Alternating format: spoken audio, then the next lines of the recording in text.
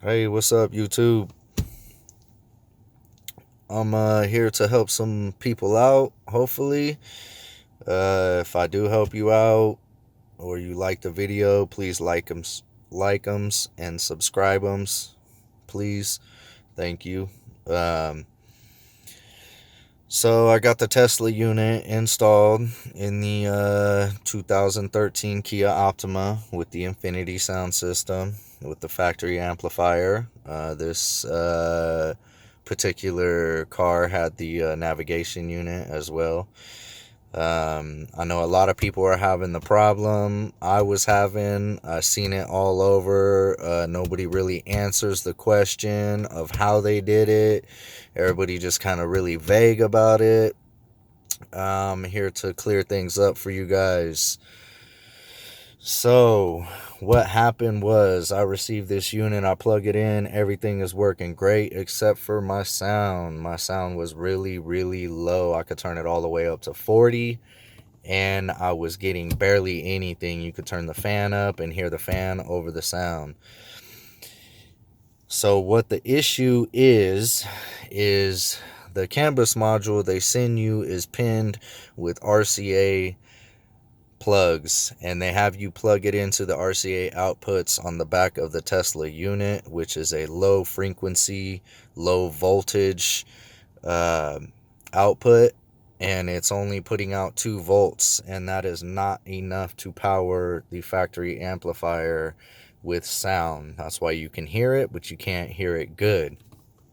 So what you have to do, I'm guessing with the canvas module, what I did is I went ahead and purchased the Metra interface, which was $100, and then I purchased the factory amplifier retaining kit, which was another $50, and I purchased some pins to repin the back of the stereo.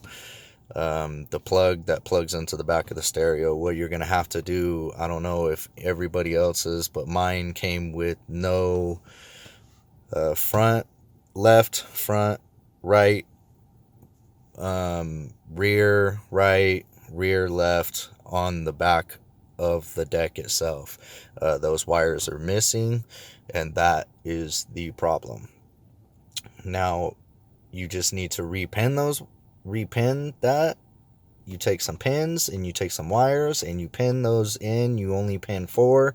You pin the positive front left, negative front left, positive front right, negative front right, and you hook them into the interface, and everything works beautifully.